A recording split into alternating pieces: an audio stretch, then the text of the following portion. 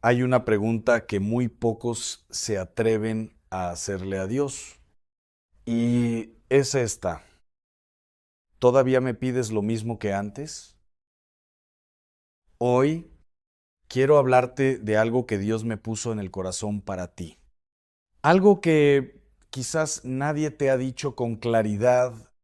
Algo que si lo recibes hoy con fe, va a cambiar la manera en que vives, en que oras, en que descansas y en que mueres. Porque sí, de eso también vamos a hablar hoy.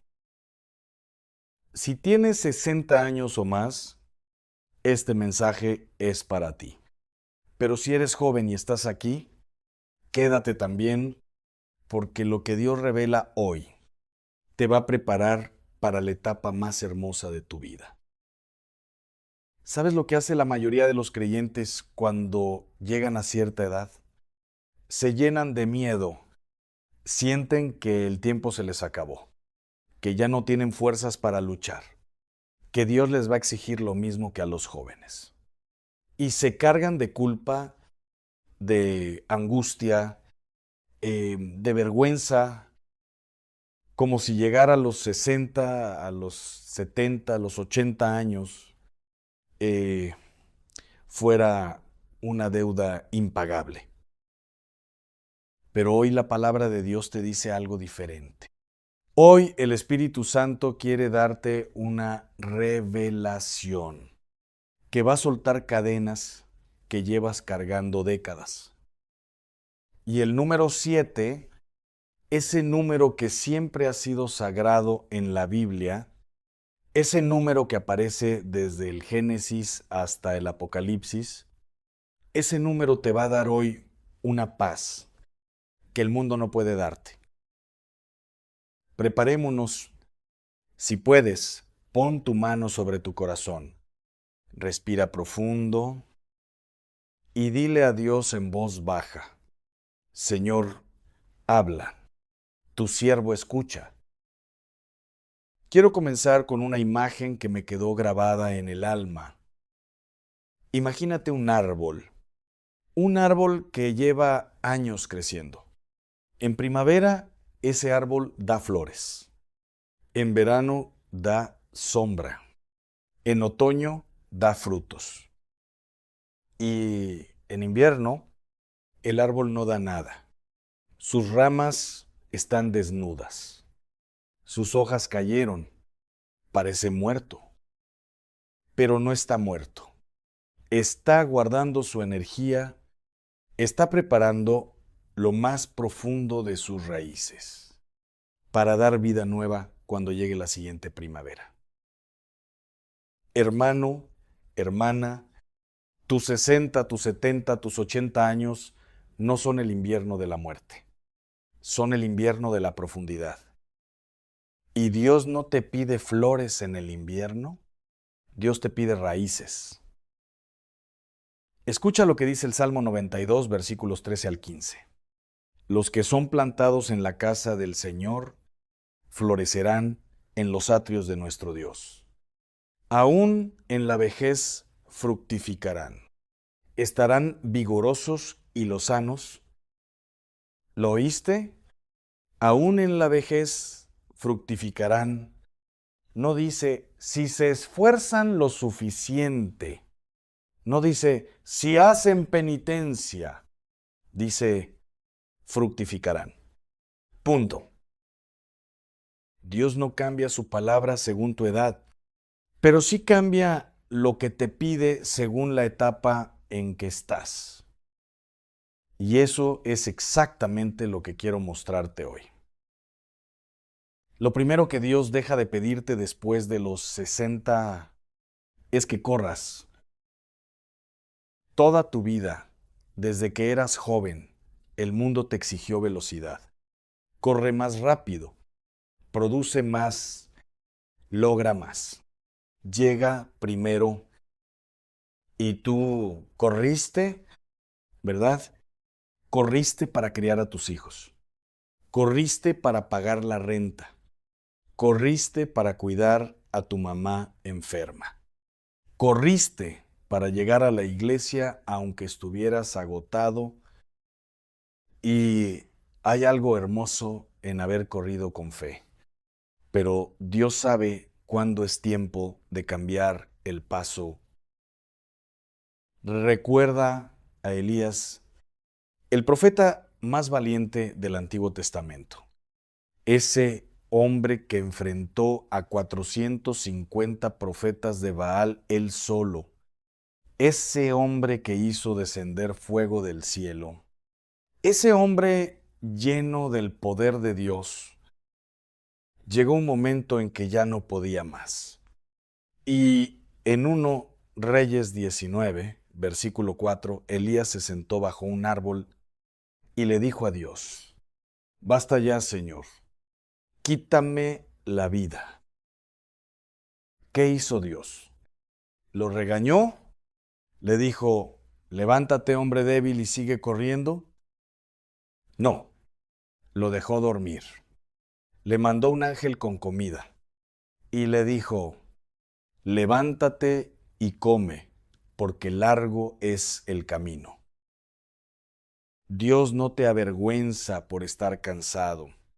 Dios te alimenta, te deja descansar y luego te reorienta. Eso es lo que quiere hacer contigo hoy. Después de los 60, Dios no te pide que corras. Te pide que camines despacio, que camines con conciencia, que cada paso que des sea un paso intencional, consciente de que vas hacia Él. Isaías 40, versículo 30, y uno lo dice con una belleza que me rompe el corazón cada vez que lo leo. Los que esperan en el Señor renovarán sus fuerzas. Volarán como águilas, correrán y no se cansarán, caminarán y no se fatigarán. Fíjate que el versículo empieza con volar y termina con caminar. Y esa última parte, la del caminar, no es menor. Es la promesa más hermosa para los que ya vivieron la batalla. Caminar sin fatigarse. Es un milagro para quien ha corrido toda su vida. Lo segundo que Dios deja de pedirte después de los 60 es que lo impresiones. Toda la vida religiosa de muchos creyentes está llena de actuaciones. Orar en voz alta para que te escuchen. Dar limosna para que te vean. Ayunar para que noten cuánto te sacrificas. Y Jesús mismo lo denunció en Mateo 6. Cuando ores, entra en tu cuarto, cierra la puerta y ora a tu Padre que está en secreto. Después de los 60 años, Dios ya no quiere tu religiosidad. Ya no quiere que le presentes medallas. Ya no quiere el resumen de tus logros espirituales. Dios quiere tu corazón desnudo, sin adornos, sin defensas, sin el uniforme de buen cristiano que llevas puesto desde hace años. Piénsalo así. Cuando eras joven y te enamoraste por primera vez, hacías todo para impresionar a esa persona. Te arreglabas, decías las palabras perfectas, querías verla enamorarse de ti. Pero después de 40 años de matrimonio, ya no necesitas impresionarla. Ya no necesitas el lenguaje formal. Ya pueden estar en silencio los dos, tomados de la mano, y eso es el amor más profundo que existe. Así quiere Dios tu relación con Él después de los 60. No el espectáculo, la intimidad, no el discurso, el silencio sagrado, ese silencio donde lo escuchas hablar porque ya no hay tanto ruido dentro de ti. El Salmo 46, versículo 10, dice algo que deberías tatuar en tu alma. Estad quietos y conoced que yo soy Dios. Estad quietos, no activos, no productivos, quietos. Y en esa quietud lo conocerás de una manera que nunca pudiste cuando estabas corriendo. Lo tercero que Dios deja de pedirte después de los 60 es que cargues las culpas del pasado. Y aquí es donde quiero detenerme más tiempo, porque sé que hay personas viendo esto, que llevan décadas cargando algo que Dios ya perdonó hace mucho tiempo. Ese hijo que se fue y no regresó, ese matrimonio que se rompió, ese aborto de hace 40 años, esa traición que cometiste y que nunca le contaste a nadie, esa adicción que tuviste en silencio, esos años que perdiste lejos de Dios. Hermano, hermana, escúchame bien. Dios no guarda rencor. Dios no tiene archivo de tus errores en el escritorio del cielo. Dios no está esperando que llegues a las puertas del cielo para recordarte todo lo que fallaste. Isaías 43, versículo 25 lo dice con una claridad que no deja lugar a dudas. Yo soy el que borro tus rebeliones por amor de mí mismo, y no me acordaré de tus pecados. ¿Lo escuchas? No me acordaré. Si Dios ya no se acuerda, ¿por qué te acuerdas tú? ¿Por qué sigues cargando lo que Él ya tiró al fondo del mar? Miqueas 7, versículo 19. Él volverá a tener misericordia de nosotros. Echará en lo profundo del mar todos nuestros pecados.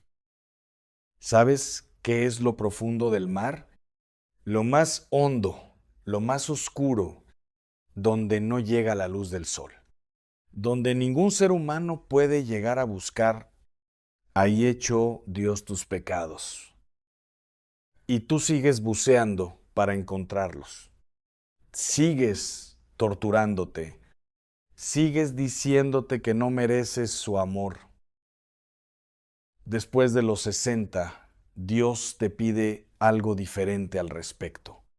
No que sigas pidiendo perdón por lo mismo, sino que aprendas a recibir su misericordia. Porque hay creyentes que se les facilita mucho más pedir perdón que aceptar que ya fueron perdonados. Y eso, hermano, también es una forma de orgullo espiritual. Como si dijeras, mi pecado es tan grande que ni el sacrificio de Cristo alcanza para cubrirlo. No, la sangre de Cristo en la cruz cubrió absolutamente todo.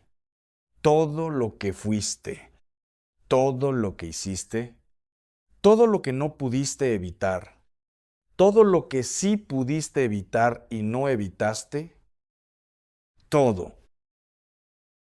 Suelta esa carga hoy. Ponla a los pies de la cruz. Y camina ligero hacia el tiempo que te queda de vida. Lo cuarto que Dios deja de pedirte después de los 60 es que cambies a los demás. Ay, cuánta energía gastamos en querer cambiar a los que amamos. Al esposo que no reza, a la hija que se apartó de la fe, al nieto que anda en malos pasos, al hermano que nunca cambia. Y rezamos por ellos, sí. Pero también los regañamos, los juzgamos, los presionamos, les recordamos sus errores y a veces, en lugar de acercarlos a Dios, los alejamos más. Después de los 60, Dios te libera de esa responsabilidad. No porque no te importe su salvación, sino porque Dios te recuerda que Él es el único que puede cambiar un corazón. Tú no puedes, yo no puedo, nadie puede. Solo el Espíritu Santo tiene ese poder. ¿Recuerdas la historia de la oveja perdida en Lucas 15? El pastor dejó las 99 ovejas y fue a buscar a la que se perdió. No mandó a otra oveja. No le pidió al rebaño que fuera a convencer a la pérdida. Él mismo fue. Y así es Dios con tus hijos, con tus nietos, con los que amas. Él mismo va a buscarlos. Tú solo tienes que orar y soltar. Orar y soltar. Eso es lo que Dios te pide después de los 60. No orar y controlar. No orar y manipular. No orar y seguir angustiado. Orar y soltar. Confiar en que el mismo Dios que te encontró a ti es menor que numeral 0. 5 numeral es mayor que va a encontrarlos a ellos también. 1 Pedro 5, versículo 7. Echad toda vuestra ansiedad sobre Él, porque Él tiene cuidado de vosotros. Toda, no una parte, no la ansiedad de los domingos. Toda tu ansiedad, todos tus miedos por los que amas. Todos. Lo quinto que Dios deja de pedirte después de los 60 es que seas perfecto. Escúchame, porque esto es importante.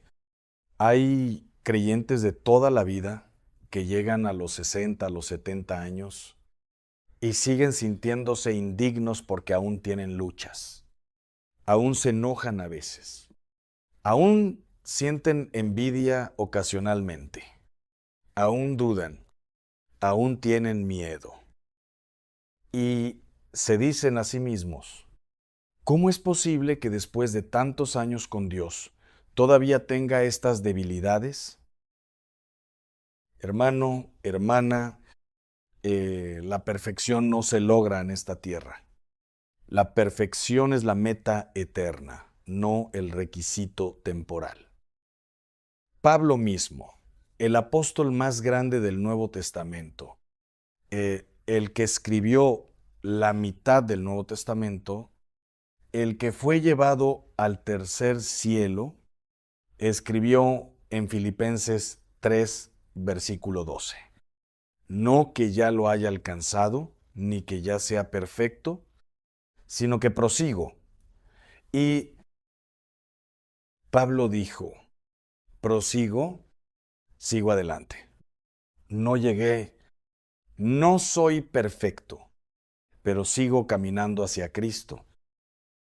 Y eso es exactamente lo que Dios te pide a ti. No que llegues, que sigas caminando con Él. Después de los 60, la lucha espiritual no desaparece, pero cambia de naturaleza. Ya no es tanto la lucha contra el mundo, ya no es tanto la lucha contra las tentaciones de la carne. La gran lucha de esta etapa es la lucha contra la desesperanza, contra el miedo a la muerte, contra el sentido de inutilidad. Y la victoria en esa lucha no se gana con perfección, se gana con fe. Hebreos 11, versículo 1.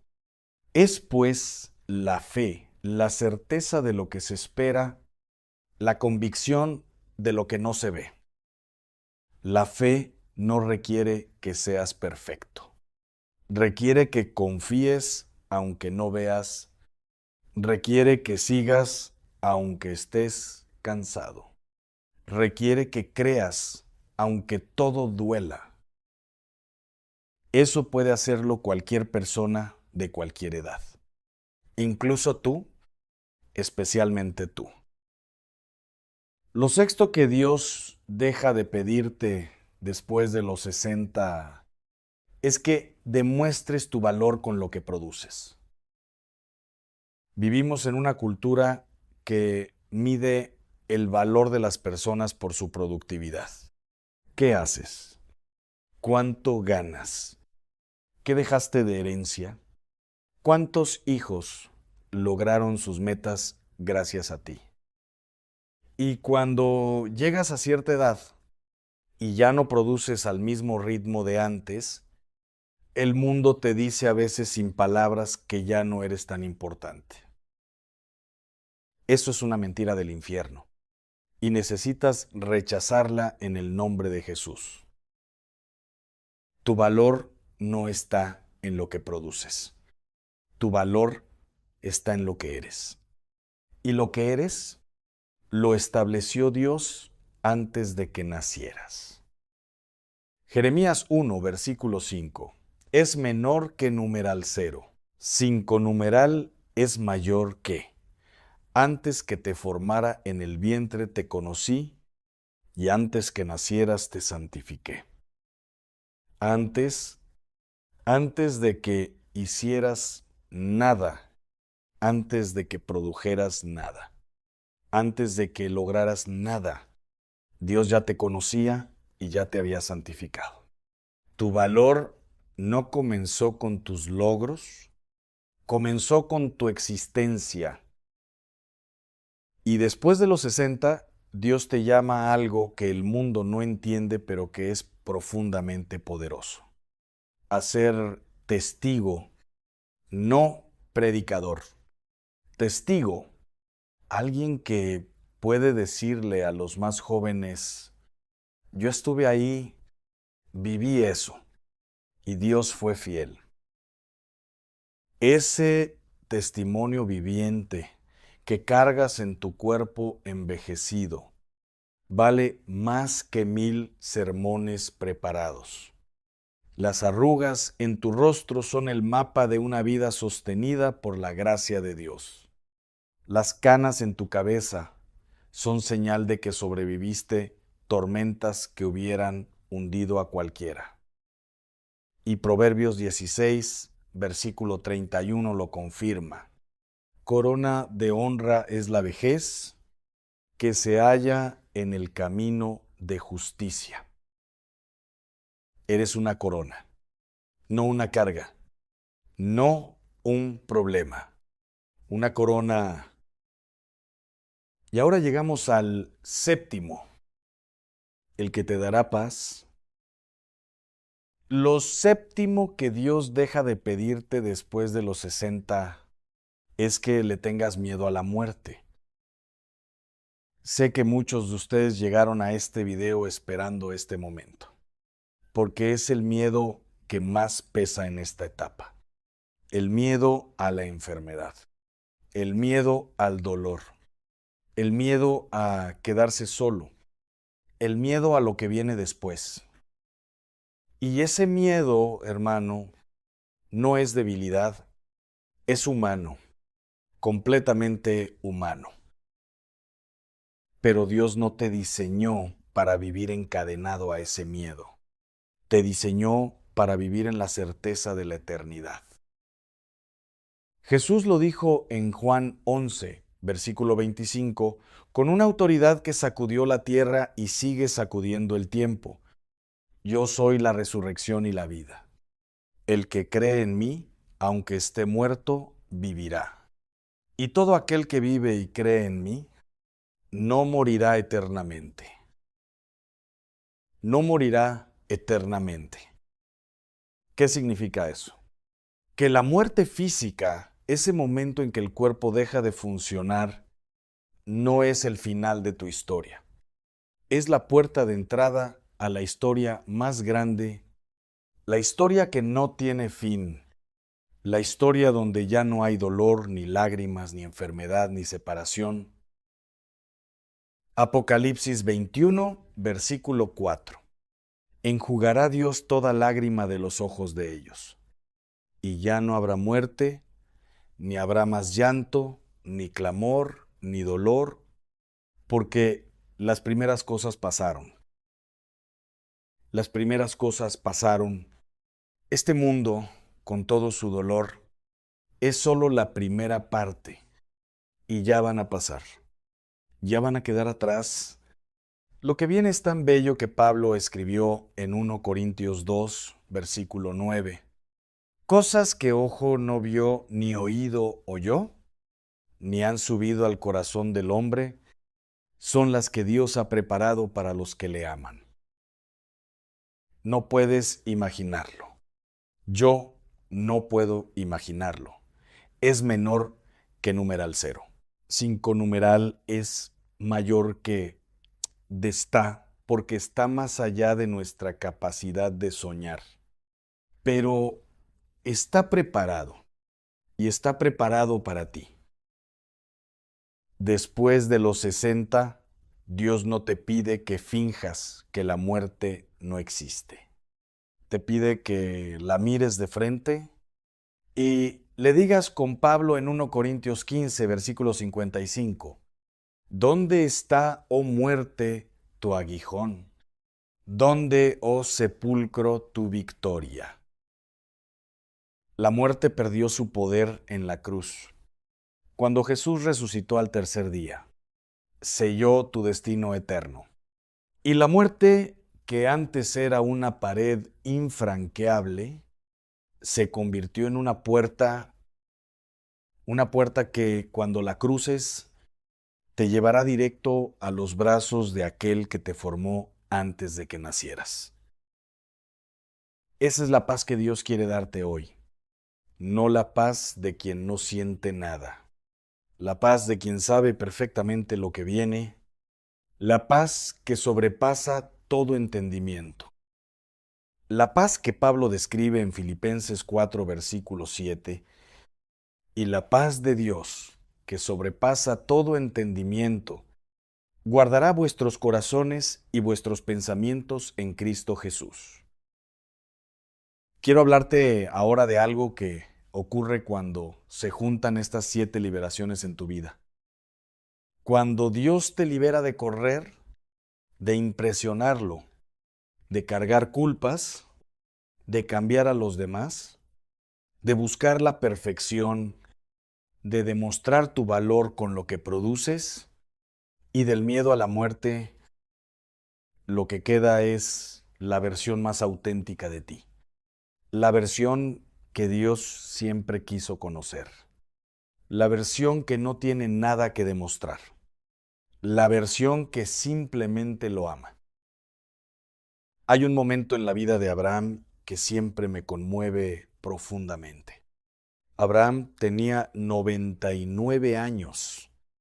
99, y Dios se le aparece en Génesis 17, versículo 1 y le dice, yo soy el Dios Todopoderoso. Anda delante de mí y sé perfecto. Ahora bien, esa palabra perfecto en el hebreo original es portamim, que no significa sin pecado. Significa completo, íntegro, entero. Dios no le estaba pidiendo a Abraham que no tuviera fallas.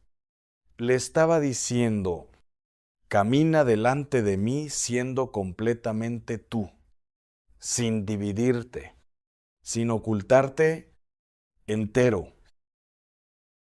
Y a los 99 años, Abraham recibió la promesa más grande de su vida. Isaac, el hijo de la promesa, el milagro imposible. En la vejez, cuando humanamente todo había terminado, ¿quién te dijo a ti que ya es tarde? ¿Quién te dijo que la mejor parte de tu vida ya pasó? Dios puede darte tu Isaac a los 60, a los 70, a los 80, a los 90 años. Un Isaac que no es necesariamente un hijo biológico, puede ser una restauración, puede ser una reconciliación, puede ser una paz que nunca sentiste, puede ser un propósito que apenas estás descubriendo. Dios no ha terminado contigo, aunque a veces sientas que tú ya casi terminas. El Dios que hizo del Mar Rojo un camino seco, el Dios que sacó agua de una roca, El Dios que resucitó a Lázaro después de 4 días muerto es menor que numeral cero. 5 numerales mayor que ese mismo Dios está sentado en su trono hoy, mirándote con amor y diciéndote, aún no he terminado. Quiero llevarte a un pasaje bíblico que es quizás el más hermoso de toda la escritura para los que están en esta etapa de la vida. El Salmo 23, ese salmo que todos conocemos desde niños, ese salmo que se lee en los funerales, ese salmo que las abuelas enseñan a sus nietos. El Señor es mi pastor, nada me faltará. Pero hoy quiero que lo escuches como si fuera la primera vez, como si nunca lo hubieras oído. El Señor es mi pastor, nada me faltará. ¿Sabes lo que hace un buen pastor con las ovejas más viejas del rebaño? Las cuida con más ternura, las lleva a los pastos más suaves. No las obliga a correr, las conoce por nombre y si se cansan, las carga en sus hombros. En lugares de delicados pastos me hará descansar. Delicados, no ásperos, no pedregosos. Delicados, suaves. El Señor te lleva a lugares donde puedes descansar de verdad. No el descanso de los que se rinden, el descanso de los que llegaron. Aunque ande en valle de sombra de muerte, no temeré mal alguno, porque tú estarás conmigo. El valle de sombra de muerte. Ese lugar al que todos llegaremos algún día. Ese lugar oscuro e inevitable. Y la Escritura no dice, aunque llegues al valle, Dios te sacará antes. Dice, aunque pases por ese valle, no estarás solo, porque Él va contigo, no delante de ti, no detrás de ti, contigo. Aderezas mesa delante de mí en presencia de mis angustiadores. Dios pone una mesa para ti, no en un lugar seguro y privado, en presencia de tus angustiadores, en medio del problema, en medio del dolor, en medio del miedo, ahí mismo te sienta a comer, ahí mismo te honra, ahí mismo celebra tu vida. Ciertamente el bien y la misericordia me seguirán todos los días de mi vida. Todos los días, hasta el último. La misericordia de Dios no se retira cuando envejeces, no se agota cuando ya no puedes producir, no disminuye cuando tus fuerzas disminuyen. Te sigue como una sombra fiel que nunca te abandona. Y en la casa del Señor moraré por largos días. Largos días, eternidad, que no tiene fin. Tu destino final no es el cementerio, es la casa del Señor. Y cuando llegues a esa casa, nunca más tendrás que irte.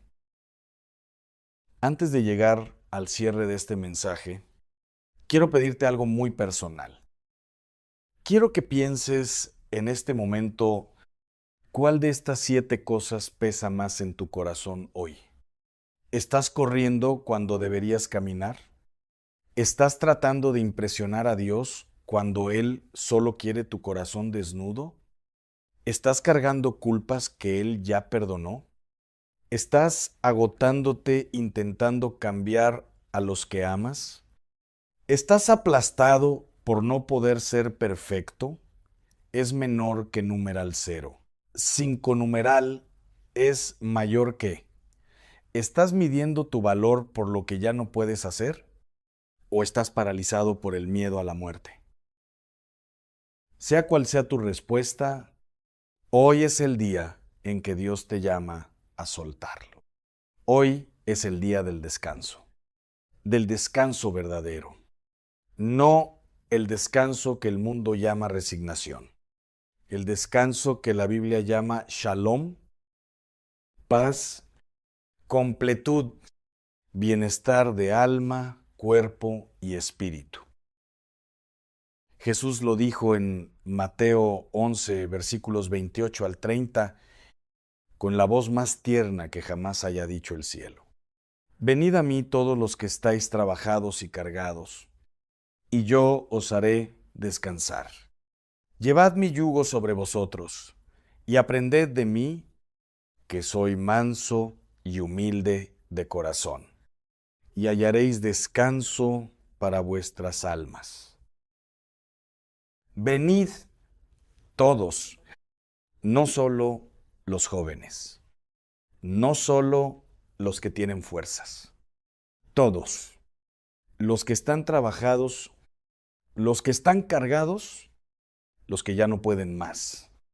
Ven así, sin adornos, sin preparar un discurso. Ven como estás, y Él te hará descansar. Es tiempo de orar.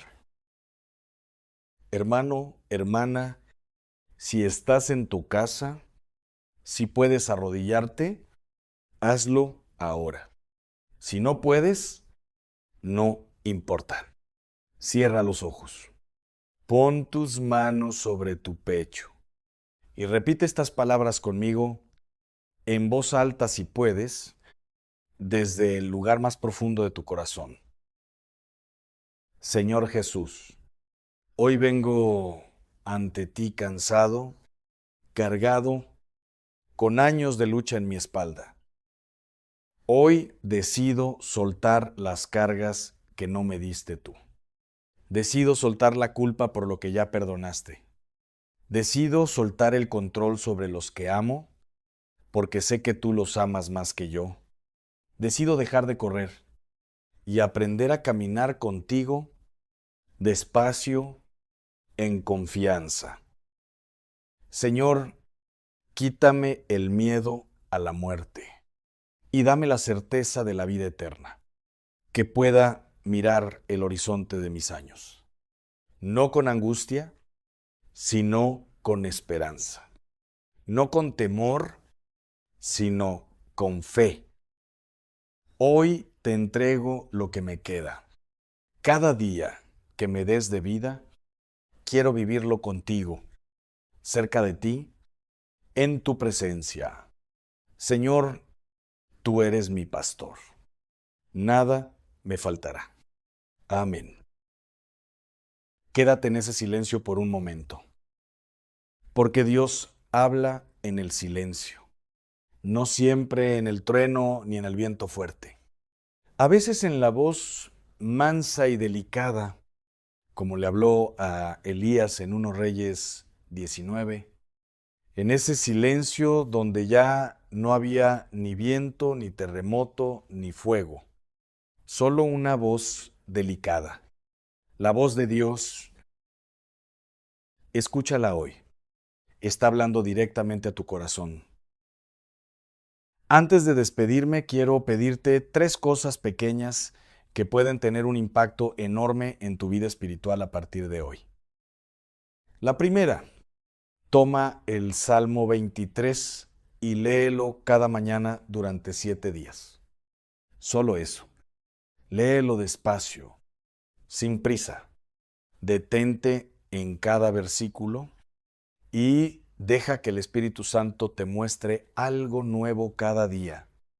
Te garantizo, con la autoridad que Dios me da, que al 7º día algo habrá cambiado en ti. La segunda, identifica la carga más pesada que llevas hoy. Esa que nombraste mentalmente hace unos minutos, escríbela en un papel y haz un acto simbólico pero poderoso. Quema ese papel, entiérralo, rómpelo en pedazos pequeños y mientras lo haces, di en voz alta: Señor, esto ya no me pertenece, es tuyo. Lo suelto, no es magia, es un acto de fe que tu mente necesita ver para creer lo que tu espíritu ya sabe. La tercera, comparte este mensaje con alguien que lo necesite. Hay una persona en tu vida, un familiar, un amigo, una madre anciana, un padre que está pasando sus últimos años con miedo y este mensaje puede cambiarle la vida. No lo guardes para ti. El amor se multiplica cuando se comparte. Y si este mensaje tocó tu corazón, si algo de lo que escuchaste hoy te movió por dentro, te pido que dejes tu comentario aquí abajo. Escribe, Shalom, si hoy recibiste paz. O cuéntame con tus propias palabras. ¿Cuál de estas 7 liberaciones es la que más necesitabas escuchar? Me importa saber cómo estás. Me importa saber qué está haciendo Dios en tu vida. Dale me gusta a este video. Si crees que la palabra de Dios es viva y eficaz. Y suscríbete a este canal, es menor que numeral 0. 5 numeral es mayor que si quieres seguir recibiendo mensajes que enciendan tu fe y te acerquen al corazón de Dios cada semana. Activa la campana para que no te pierdas ningún mensaje, porque hay palabras que llegan justo cuando las necesitas. Y ahora, antes de que te vayas, te invito a ver el siguiente video de este canal. Está ahí esperándote y algo me dice que Dios tiene otro mensaje preparado para ti, que va a continuar lo que el Espíritu Santo comenzó a hacer en tu corazón hoy. No lo dejes para después. Dios habla en el momento justo. Y este es tu momento. Que el Dios de Abraham, de Isaac y de Jacob te tome de la mano hoy. Que el Señor Jesús sea tu pastor en cada paso que des. Que el Espíritu Santo llene cada rincón de tu corazón y saque de ahí todo lo que ya no te pertenece. Y que cuando llegue tu última hora en esta tierra, la cruces no con miedo, sino con una sonrisa en los labios y la certeza en el corazón de que al otro lado Él ya está esperándote. Porque el Señor es tu pastor y en la casa del Señor morarás por largos días. Amén, amén, amén.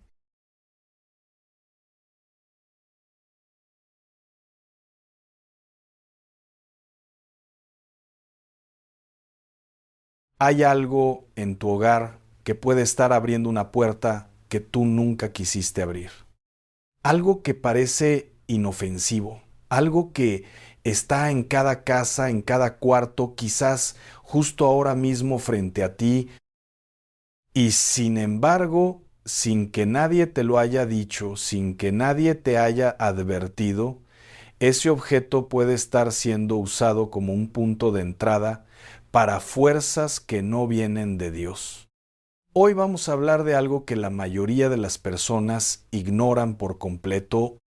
Vamos a hablar de los espejos, de su historia espiritual, de lo que dice la palabra de Dios sobre el ambiente de tu hogar y de 3 lugares específicos en donde jamás deberías colocar uno. Quédate hasta el final, porque este mensaje puede cambiar la atmósfera de tu casa hoy mismo. Que el Señor nos bendiga, que su Espíritu Santo descienda sobre cada corazón que está escuchando esto, ya sea que estés en tu casa, en tu trabajo, caminando, manejando. Dios sabe dónde estás. Y si llegaste hasta aquí, no fue por casualidad, fue por su misericordia. Antes de comenzar, quiero que hagas algo.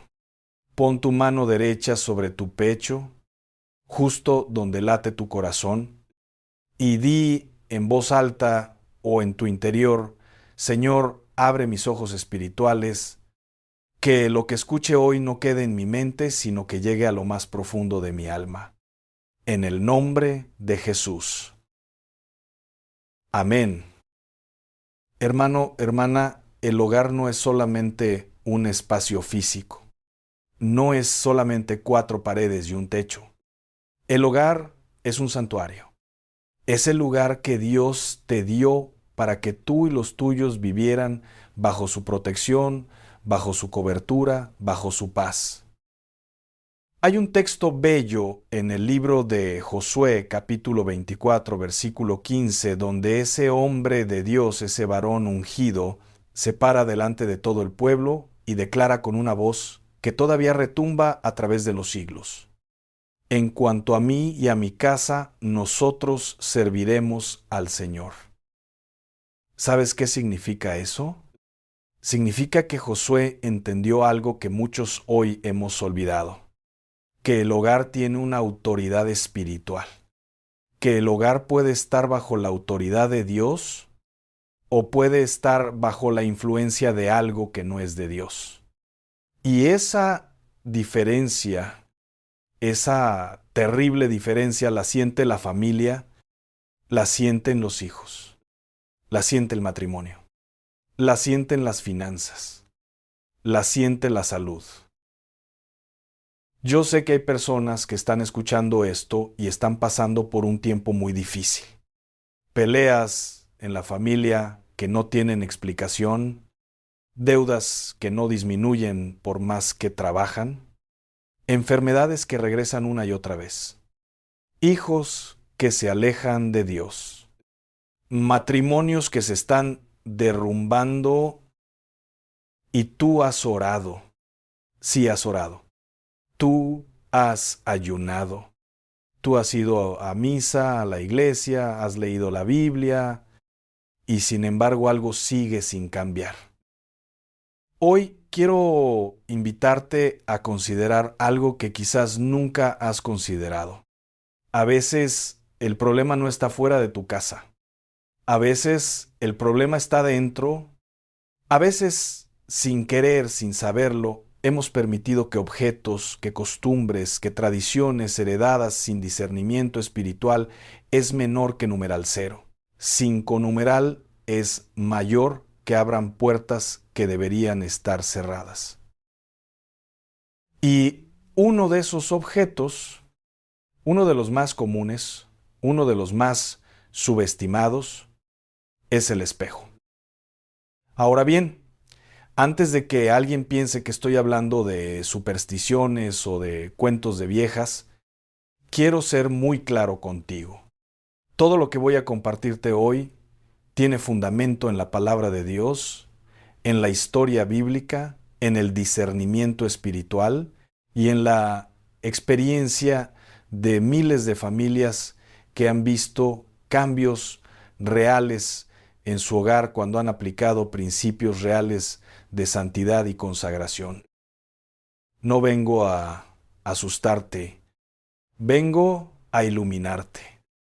Porque la Biblia misma dice en el libro de Oseas, capítulo 4, versículo 6, mi pueblo fue destruido porque le faltó conocimiento. La ignorancia no es inocente cuando se trata de la vida espiritual, hermano. La ignorancia tiene consecuencias y la revelación, el conocimiento ungido por el Espíritu Santo, esa revelación libera, esa revelación sana, esa revelación restaura. Déjame preguntarte algo muy directo. ¿Cuándo fue la última vez que consagraste tu hogar? ¿Cuándo fue la última vez que pediste que el Espíritu de Dios llenara cada rincón de tu casa? ¿Cuándo fue la última vez que pusiste tu hogar bajo la autoridad del nombre de Jesús? No te pregunto esto para condenarte. Te lo pregunto porque creo que hoy es el día de empezar de nuevo. Hoy es el día de hacer un corte limpio y decir: en mi casa desde hoy reina el Señor. Ahora sí, entremos en el corazón del mensaje. Los espejos, desde tiempos antiquísimos, mucho antes de que existiera el espejo moderno tal como lo conocemos, han tenido una significación que va mucho más allá del reflejo físico. En la antigüedad, los pueblos paganos, los pueblos que no conocían al Dios verdadero, usaban superficies reflectantes, agua estancada, metales pulidos, obsidiana oscura, para realizar prácticas adivinatorias, para invocar espíritus, para comunicarse con lo que ellos llamaban el otro mundo. ¿Recuerdas cuando la Biblia habla de las prácticas prohibidas?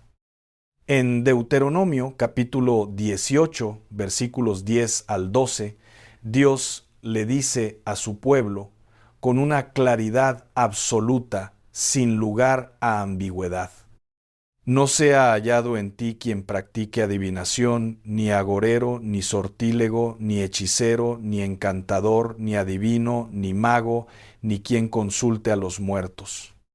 Porque es abominación para el Señor cualquiera que hace estas cosas. Abominación. Esa es la palabra que usa Dios. No dice, no es muy recomendable. No dice, procura evitarlo si puedes.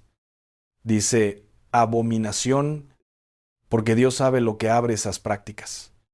Dios sabe qué tipo de fuerzas se activan cuando el ser humano busca lo oculto, lo tenebroso, lo que está del otro lado de la frontera que Él mismo estableció por amor. Y los espejos han sido usados históricamente como parte de esas prácticas. En culturas antiguas de África, de Asia, de Mesoamérica, de Europa medieval, los espejos eran vistos como portales, como umbrales entre el mundo visible y el invisible. Se creía que en el reflejo podía habitar algo que no era solo luz. Ahora bien, ¿eso significa que tienes que tirar todos los espejos de tu casa hoy mismo? No, no te estoy diciendo eso. Un espejo en sí mismo es un objeto neutro. Lo que importa es el lugar donde lo pones, la intención con que fue fabricado o adquirido, y si ese espejo tiene alguna historia espiritual que tú desconoces. Porque hay espejos que vienen de herencias familiares. Hay espejos que fueron usados en rituales. Hay espejos que vinieron de personas que practicaban cosas que no eran de Dios. Y tú los pusiste en tu casa sin saberlo, pero los pusiste. Vamos ahora con los 3 lugares específicos. Y quiero que escuches esto con mucha atención, porque cada uno de estos lugares tiene una razón espiritual y práctica muy profunda. El primer lugar donde nunca deberías colocar un espejo es frente a la puerta principal de tu hogar. Piénsalo un momento. La puerta principal de tu casa es la entrada. Es el umbral. Es el punto de transición entre el mundo exterior y tu espacio sagrado. Y la Biblia tiene mucho que decir sobre las puertas. En el libro del Apocalipsis capítulo 3 versículo 20, Jesús mismo dice: He aquí, yo estoy a la puerta y llamo. Si alguno oye mi voz y abre la puerta, entraré a él y cenaré con él y él conmigo. ¿Entiendes la profundidad de eso? Es menor que numeral 0. 5 numeral es mayor que Jesús está parado en la puerta.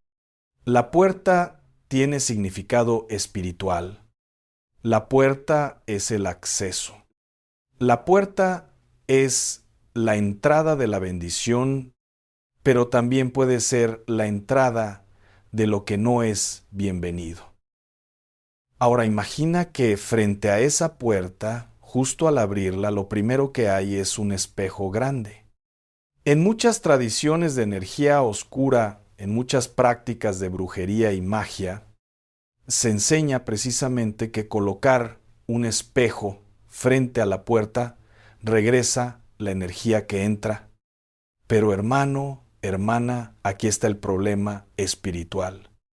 Si hay un espejo bloqueando la entrada, simbólicamente estás rechazando también la visita de lo divino. Estás poniendo una barrera en el umbral de tu hogar. Pero hay algo más. Cuando una persona entra a tu casa y lo primero que ve es su propio reflejo, en muchas culturas con raíces ocultistas, ese momento de ver tu reflejo sin esperarlo, era usado como momento de captura espiritual. ¿Sabes cuántas personas visitan tu casa con cargas espirituales? ¿Sabes cuántos de ellos traen consigo espíritus de envidia, de amargura, de maldición? No porque sean malas personas necesariamente, sino porque ellos también están luchando con cosas que no han resuelto. Y ese espejo frente a la puerta puede estar atrapando y multiplicando esas cargas dentro de tu hogar. La palabra de Dios en el libro de los Salmos, capítulo 121, versículos 7 y 8 nos dice: El Señor te guardará de todo mal, Él guardará tu alma. El Señor guardará tu salida y tu entrada desde ahora y para siempre. Pero hay una condición implícita, hermano: que tú no pongas obstáculos en esa puerta, que tú permitas que el Señor sea el guardián de esa entrada, que en lugar de un espejo, lo que esté en esa puerta sea la oración, la consagración y la declaración de que ese hogar le pertenece a Dios. Si tienes un espejo frente a tu puerta principal, hermano, hermana, te pido que lo muevas hoy. No porque el espejo sea un demonio, sino porque la posición importa, el lugar importa, y Dios es un Dios de orden, no un Dios de caos. El segundo lugar donde nunca deberías colocar un espejo es dentro de tu recámara, específicamente frente a tu cama o en un lugar donde puedas verte mientras duermes. Esto, hermano o hermana, es algo muy serio y quiero que lo entiendas desde la perspectiva espiritual que la Biblia nos da. ¿Sabes qué sucede cuando tú duermes? ¿Tu cuerpo descansa? Sí, pero tu espíritu no descansa de la misma manera. La Biblia tiene testimonios poderosísimos de que Dios habla durante el sueño. Job, capítulo 33, versículos 14 y 15 dice: Sin embargo, Dios habla de una manera y de otra, aunque el hombre no lo percibe. En sueños, en visión nocturna, cuando el sueño profundo cae sobre los hombres, mientras dormitan en el lecho. El momento del sueño es un momento de gran vulnerabilidad espiritual. Es cuando la guardia consciente baja. Es cuando el alma está más receptiva, tanto para lo que viene de Dios como para lo que no viene de Él. Y ahora piensa, si tienes un espejo grande frente a tu cama, mientras duermes, ese espejo está capturando el cuarto. En las tradiciones de ocultismo y en las enseñanzas de brujas y hechiceros desde hace siglos, el espejo en la recámara frente a la cama ha sido utilizado intencionalmente para crear lo que ellos llaman un portal de sueños, un punto de acceso espiritual mientras la persona duerme. ¿No te parece significativo que muchísimas personas que tienen un espejo frente a su cama reportan pesadillas frecuentes, sensación de presencias durante la noche, insomnio inexplicable, cansancio extremo al despertar aunque hayan dormido 8 horas? No es coincidencia, hermano, no es coincidencia. El apóstol Pedro en su primera carta, capítulo 5, versículo 8, nos advierte: Sed sobrios y velad, porque vuestro adversario el diablo, como león rugiente, anda alrededor buscando a quien devorar. El enemigo no descansa. El enemigo busca momentos de vulnerabilidad. Y el sueño, sin la protección adecuada, sin el ambiente espiritual correcto, puede ser uno de esos momentos. Hay hogares donde los hijos tienen pesadillas todas las noches. Hay matrimonios donde uno de los dos despierta angustiado, con sensación de ahogo, con miedo inexplicable. Y cuando se revisa el cuarto, hay un espejo enorme frente a la cama. Un espejo heredado de los abuelos. Un espejo que quién sabe qué historia tiene. Hermano, no te digo que tires el espejo. Te digo que lo muevas, cámbialo de lugar. Ponlo donde sea funcional sin que esté frente a tu cama mientras duermes. Y si tienes dudas sobre la historia de ese espejo, si fue heredado de alguien que practicaba cosas oscuras, hermano, deshaz de él, sin miedo, sin lástima, porque nada material vale más que la paz de tu hogar y la tranquilidad espiritual de tu familia. Y antes de pasar al tercer lugar, quiero que recuerdes algo fundamental. La Biblia habla en Éxodo capítulo 12 sobre la noche de la Pascua, cuando Dios dijo a su pueblo que colocaran sangre en los dinteles y postes de sus puertas. ¿Por qué sangre? ¿Por qué en las puertas? Porque Dios entiende que los puntos de acceso espiritual de un hogar son reales. Son reales. Y Él mismo le enseñó a su pueblo a protegerlos de manera espiritual. Hoy nosotros no ponemos sangre de cordero porque Jesucristo es el cordero definitivo y su sangre fue derramada de una vez y para siempre. Pero sí podemos y debemos consagrar nuestros hogares. Sí podemos y debemos poner el nombre de Jesús como guardián de cada puerta, de cada ventana, de cada cuarto, de cada recoveco de nuestra casa. Vamos con el tercer lugar y este te va a sorprender. Este es el más importante de todos. El tercer lugar donde nunca deberías colocar un espejo es menor que numeral 0. 5 numeral es mayor que es en el comedor o en la mesa familiar. Específicamente un espejo que refleje directamente la mesa donde tu familia come. ¿Sabes por qué esto es tan serio? Porque la mesa familiar es sagrada. La mesa familiar es el altar de la familia. Es el lugar donde la familia se reúne, donde comparte el pan, donde habla, donde ríe, donde llora, donde se reconcilia, donde se construye la unidad del hogar. En la Biblia, la mesa tiene un significado profundísimo. El Salmo 23, ese salmo que todos conocemos, dice: aderezas mesa delante de mí en presencia de mis angustiadores. ¿Entiendes lo que dice? Dios mismo prepara la mesa para sus hijos. La mesa es un lugar de provisión divina. La mesa es un lugar de encuentro con Dios y con la familia. Y en el Nuevo Testamento, la última cena de Jesús fue alrededor de una mesa. Jesús instituyó la Eucaristía, el sacramento más sagrado de la fe cristiana, sentado a una mesa con sus discípulos. La mesa es sagrada, la mesa es altar. La mesa es punto de encuentro entre el cielo y la tierra en la cotidianidad del hogar. ¿Y qué pasa cuando hay un espejo que refleja directamente esa mesa?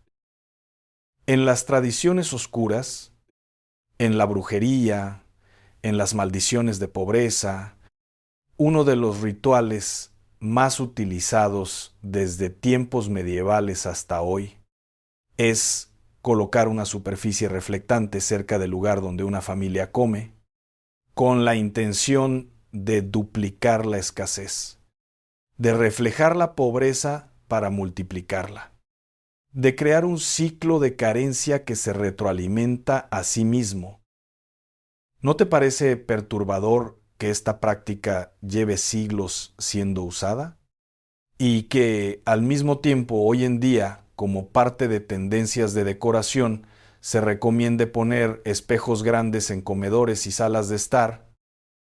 No digo que haya una conspiración detrás de cada revista de decoración, pero sí te digo que el enemigo es astuto, que el enemigo normaliza lo que le conviene normalizar, que el enemigo introduce sus herramientas en la vida cotidiana disfrazadas de moda, de tendencia, de estética, y la Biblia nos llama a no ser ingenuos. En la segunda carta a los Corintios, capítulo 2, versículo 11, el apóstol Pablo dice: para que Satanás no gane ventaja alguna sobre nosotros, pues no ignoramos sus maquinaciones. No ignoramos sus maquinaciones. No ignoramos sus estrategias, pero para no ignorarlas hay que conocerlas. Hay que hablar de ellas. Hay que nombrarlas con valentía, con discernimiento, con la autoridad que nos da el nombre de Jesucristo. Hermano, hermana, si en tu comedor hay un espejo que refleja tu mesa, quiero que lo consideres seriamente. Si tienes dificultades económicas persistentes, si el dinero nunca alcanza aunque trabajes duro, si siempre hay una deuda nueva que aparece para tapar la que ya se fue, considera si tu entorno físico está alineado con los principios espirituales que la palabra de Dios nos enseña. Porque Dios no es el Dios de la escasez. Dios es el Dios de la abundancia. En el libro de Malaquías, capítulo 3, versículo 10, Él mismo nos desafía: traed todos los diezmos al alfolí y haya alimento en mi casa. Y probadme ahora en esto, dice el Señor de los ejércitos, si no os abriré las ventanas de los cielos y derramaré sobre vosotros bendición hasta que sobreabunde. Dios quiere bendecirte. Dios quiere que haya abundancia en tu mesa. Dios quiere que tu familia coma, que tu familia prospere, que tu familia no pase necesidades, pero necesitamos cooperar con esa voluntad divina, no solamente en lo espiritual, sino también en lo práctico. También en cómo organizamos, cómo disponemos, cómo consagramos nuestro espacio físico. Quiero hacer un paréntesis aquí porque siento que el Espíritu Santo me lo pide. Hay alguien que está escuchando esto y que lleva años batallando con la pobreza. No es falta de trabajo, no es falta de esfuerzo, no es falta de inteligencia. Trabajas, te esfuerzas, eres una persona capaz y sin embargo el dinero se escapa como agua entre los dedos. Las facturas siempre superan los ingresos. Cuando crees que ya lo lograste, algo se rompe, algo se pierde, algo falla.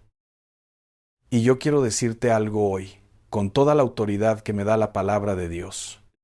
Puede haber una maldición de pobreza operando sobre tu familia, no como condena definitiva, sino como una cadena que fue puesta, quizás antes de que tú nacieras, quizás por decisiones de tus padres o de tus abuelos, es menor que numeral 0.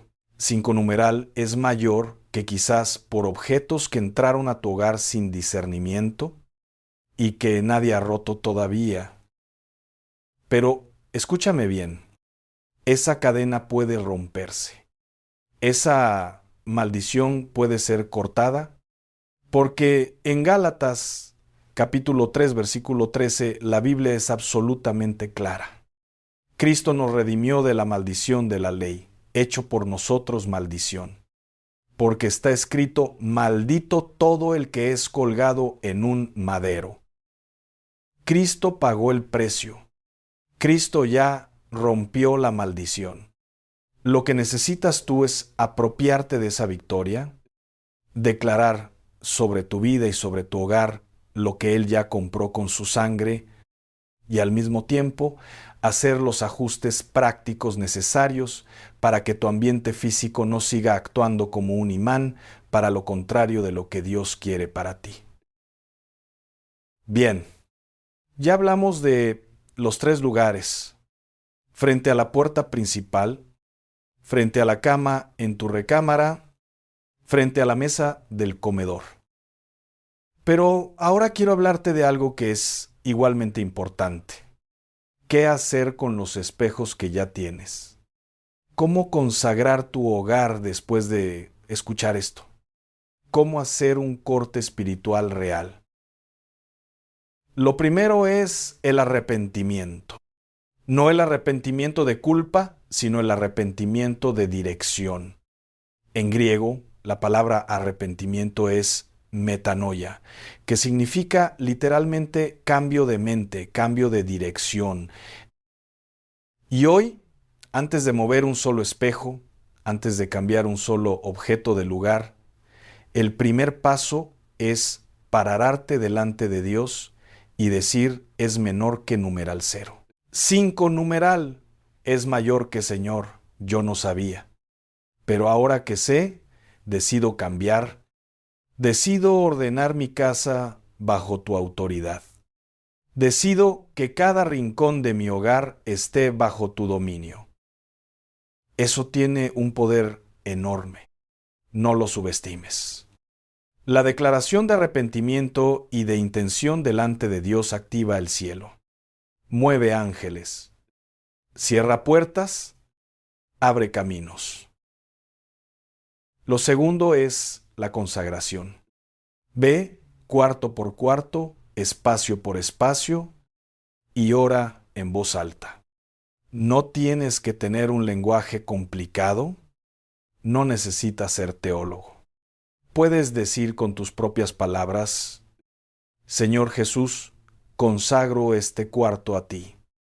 En tu nombre ordeno que todo espíritu que no venga de Dios salga de este espacio ahora mismo. Declaro que este hogar es un santuario del Espíritu Santo. Que la paz de Dios, que sobrepasa todo entendimiento, llene cada rincón de esta casa. Puedes ungir con aceite las puertas, las ventanas, los umbrales. El aceite de oliva bendecido es un símbolo poderoso del Espíritu Santo en las Escrituras. En Santiago capítulo 5 se habla de ungir con aceite como señal de consagración y sanación. No es magia, es fe en acción. Es símbolo que activa lo espiritual desde lo físico. Lo tercero es la declaración de autoridad. Jesús dijo en Lucas capítulo 10, versículo 19, He aquí os doy potestad de hollar serpientes y escorpiones y sobre toda fuerza del enemigo, y nada os dañará. Tú tienes autoridad no por tus méritos, no por tu santidad propia, sino por la sangre del Cordero, sino porque el Espíritu de Dios vive en ti si tú has entregado tu vida a Cristo. Usa esa autoridad. Declaración sobre tu casa, sobre tu familia, sobre tus finanzas, sobre tu salud. Y no lo digas en voz baja como quien tiene miedo. Dilo como quien sabe que tiene respaldo divino. Porque lo tienes, lo tienes. Ahora quiero hablarte de algo que muy pocas personas consideran: los espejos heredados. Tienes en tu casa un espejo que fue de tus abuelos, de tus bisabuelos, de un familiar que ya falleció. Un espejo que llegó a tu casa como parte de una herencia o como regalo de alguien cuya historia espiritual tú no conoces bien.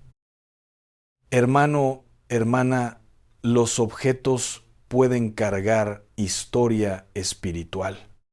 Los objetos pueden ser vehículos de bendición o de maldición, dependiendo de qué fue hecho con ellos, qué fue declarado sobre ellos, qué tipo de fuerzas fueron invocadas en su presencia. La Biblia habla de esto en el libro de los Hechos, capítulo 19, versículos 18 al 20. Cuando el Evangelio llegó a Éfeso con todo su poder, muchos de los que habían creído llegaban, confesaban y declaraban sus hechos. Asimismo, muchos de los que habían practicado la magia trajeron los libros y los quemaron delante de todos. Y hecha la cuenta de su precio, hallaron que eran 50,000 piezas de plata. ¿Entiendes lo que hicieron? Es menor que numeral 0. 5 numeral es mayor que no vendieron los libros. No los prestaron. No los guardaron por si acaso. Los quemaron. Porque entendieron que esos objetos tenían una carga espiritual que era incompatible con la nueva vida en Cristo. Hoy no te digo que quemes tus muebles, pero sí te digo que si tienes objetos en tu casa cuya historia espiritual es oscura o dudosa, tienes la autoridad y la responsabilidad de sacarlos de tu hogar. Con calma, con discernimiento, sin histeria, pero sin miedo. El hogar limpio es el hogar que prospera. El hogar consagrado es el hogar que tiene paz. El hogar que está bajo la autoridad de Dios es el hogar donde el enemigo no tiene acceso. Déjame compartirte algo que sucedió con una familia que llevaba años en una situación económica desesperada. El padre trabajaba doble turno. La madre hacía lo que podía. Y sin embargo las deudas crecían. Las peleas en el matrimonio eran constantes. Los hijos tenían pesadillas. Había una atmósfera de pesadez, de angustia, de tristeza que nadie podía explicar. Un día alguien les habló de la importancia de consagrar su hogar. Y cuando empezaron a revisar los objetos de su casa con discernimiento espiritual, encontraron en el comedor un espejo enorme que había sido de la abuela materna, una mujer que, según la familia, consultaba espiritistas y practicaba rituales de limpia. Ese espejo llevaba 20 años en el comedor de esa familia, reflejando la mesa, reflejando las comidas, reflejando la pobreza, reflejando las peleas. Cuando lo sacaron de la casa, cuando consagraron el espacio, cuando oraron y declararon la autoridad de Cristo sobre su hogar, las cosas empezaron a cambiar. No de manera mágica de un día para otro, porque Dios no es un mago de circo, sino de manera real, progresiva, sostenida. La paz volvió. Las finanzas se estabilizaron.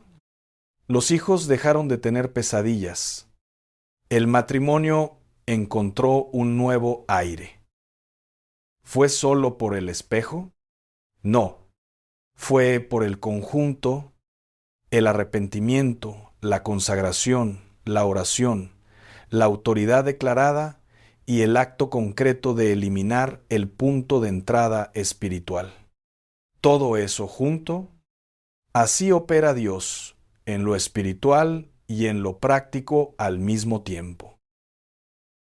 Porque nuestro Dios no es un Dios que se queda solo en lo abstracto, en lo teórico, en lo invisible.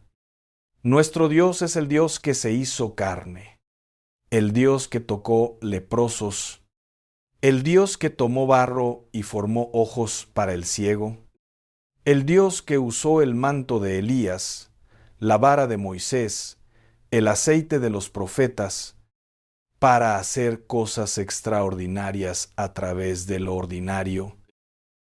Dios usa lo físico para manifestar lo espiritual.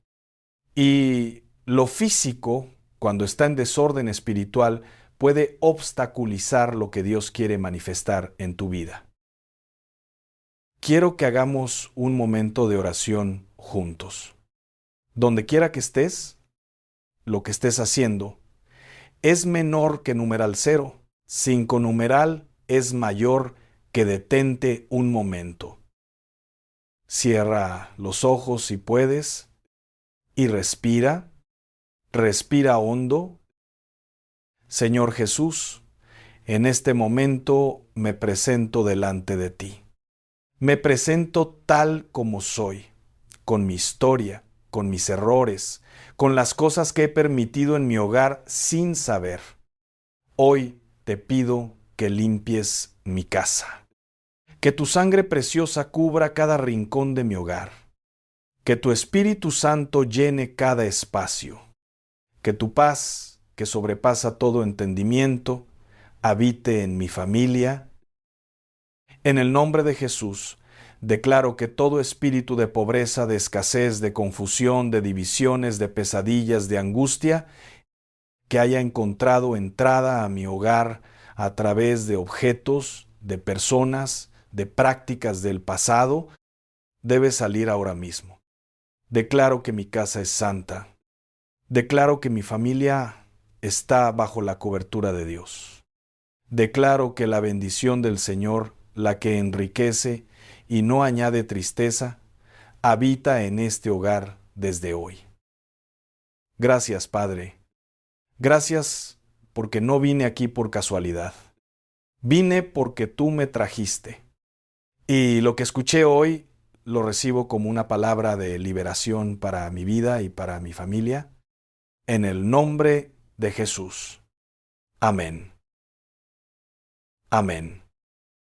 Hermano, hermana, quiero cerrar con algo que llevo en el corazón desde el principio de este mensaje. La Biblia dice en el libro de Proverbios, capítulo 24, versículo 3 y 4, con sabiduría se edificará la casa, y con prudencia se afirmará, y con ciencia se llenarán las cámaras de todo bien preciado y agradable. Sabiduría, prudencia, conocimiento, esas son las 3 herramientas que Dios te da para edificar tu hogar. No el dinero primero, no los contactos, no la suerte, la sabiduría divina primero. Y esa sabiduría incluye saber qué objetos tienen lugar en tu hogar, dónde los pones, qué historia cargan y cómo consagrar tu espacio para que sea siempre un altar y no una trinchera del enemigo. Tú tienes el poder de transformar la atmósfera de tu hogar, no con poderes sobrenaturales propios, sino con la autoridad que Cristo te delegó, con la sabiduría que el Espíritu Santo te da, con la palabra de Dios como espada de 2 filos que corta todo lazo, toda cadena, todo peso espiritual que no pertenece a tu familia. Hoy es tu día. Hoy es el día de que digas basta. Basta de pobreza que no tiene explicación. Basta de peleas que no tienen origen claro. Basta de pesadillas. Basta de enfermedad persistente. Basta de hijos alejados.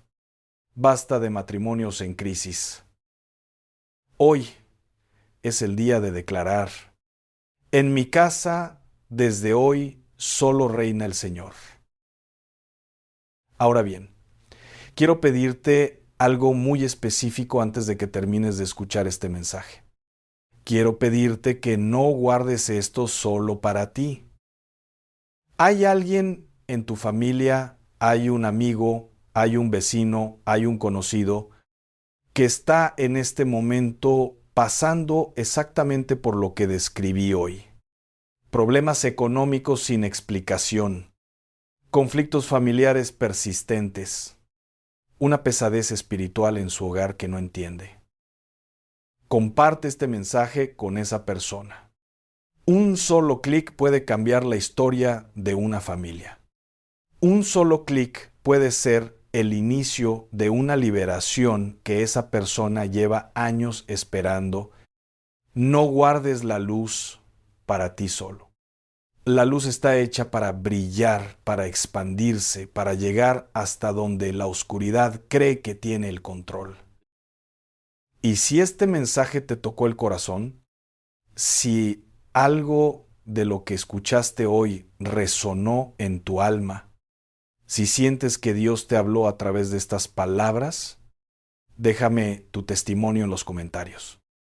Escribe ahí abajo lo que Dios hizo en tu corazón. Escribe, mi casa es santa. Si recibiste esto como una declaración de fe para tu hogar, escribe tu petición de oración y yo la llevaré delante de Dios. No estás solo. Nunca estás solo. Y si aún no formas parte de esta comunidad, suscríbete. Dale clic al botón de suscripción y activa la campanita. Porque cada semana Dios tiene un mensaje preparado para ti.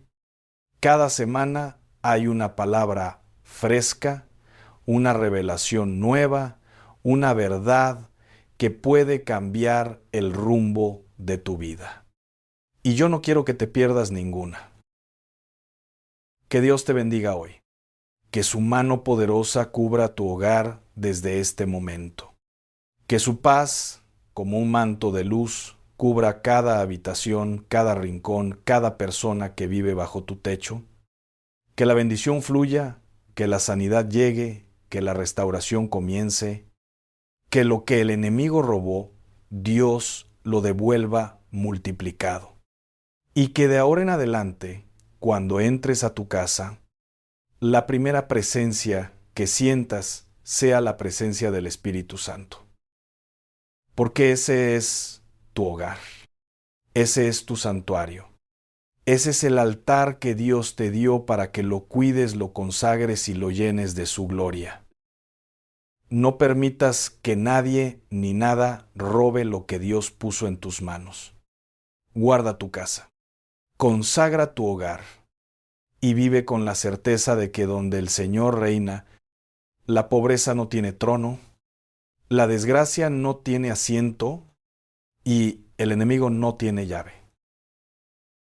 Ese fuego que sientes ahora mismo en tu corazón, no lo apagues. No lo dejes enfriar. Llévalo contigo. Actúa hoy. Ora hoy. Consagra hoy. Porque la obediencia inmediata es la que desata la bendición inmediata. Que Dios te guarde. Que Dios te prospere. Que Dios te sane. Y que cuando hayas terminado de aplicar lo que escuchaste hoy, ese testimonio que nacerá en tu hogar sea el comienzo de la historia más poderosa que Dios haya escrito en tu familia. Ahora, no te vayas todavía. Hay otro mensaje esperándote en este canal que Dios preparó especialmente para lo que estás viviendo en este momento. Dale clic al siguiente video y permite que la palabra de Dios siga obrando en ti, porque Él no termina de hablar cuando termina el video. Él sigue hablando hasta que la transformación es completa. Tu hogar es sagrado. Trátalo como lo que es, el santuario donde Dios habita.